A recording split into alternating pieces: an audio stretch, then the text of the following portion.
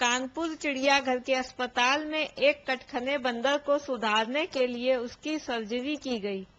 ڈاکٹروں کا دعویٰ ہے کہ اسپتال سے ڈسچارج ہونے کے بعد بندر کی عادت بدل چکی ہوگی اور وہ کسی انسان کو پریشان نہیں کرے گا۔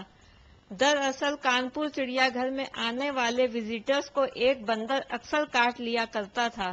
چڑیا گھر کے ڈاکٹروں نے اس کا پریکشن کیا تو پایا کہ اس کے گال کا ماس کافی بڑھ گیا ہے اور لٹک رہا ہے۔ اس سے وہ چڑچڑا ہو گیا ہے، درشکوں کو کاٹنے لگا ہے۔ چڑیا گھر کے گارڈ اس بندر کو پکڑ کر اسپتال لے گئے، جہاں لگ بھگ 2 گھنٹے تک اس کی سرجری چلی۔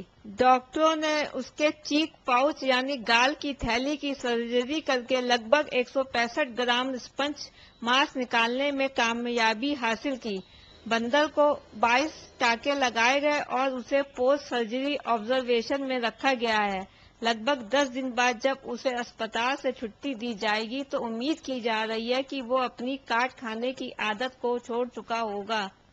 یہ بندر سب کو کاٹتا تھا تو ہمارا ایک یہ ماننا تھا کہ شاید اس کے جو لیفٹ سائڈ میں چیک پاؤچ ہے جس میں یہ کھانا اسٹور کرتے رہتے تھے، چونکہ اس میں پورا ٹیومرس گروتھ دکھ رہی تھی تو اس میں کوئی جگہ اسٹور کرنے کی بچی نہیں تھی، شاید یہ بھوکا رہتا ہوگا اس لیے لوگوں کو کاٹتا ہوگا، یہ ہمارے لوگوں کے دماغ میں تھا۔ اور اس کو ہی دیکھنے کے لیے جب ہم نے اس کو ٹرینکلائز کر کے اس کو بند کر لیا تھا لگ بھگ 1.5 مہینے پہلے، اس کا کل ہم نے آپریشن کیا اور 165 گرام کا ٹیومر ہم نے اس کو نکالا ہے۔ جو چیک پاؤچ تھا بائیں سائڈ کا وہ بھی ختم ہو چکا تھا اس کا، تو ٹیومر نکالنے کے بعد میں ہم نے ایک پاؤچ بھی بنایا ہے تاکہ جب یہ کھانا کچھ کھائے تو اس پاؤچ میں یہ اسٹور کر لے گا، لیکن ابھی اس کو ٹھیک ہونے میں 10 دن تو کم سے کم لگیں گے ہی لگیں گے۔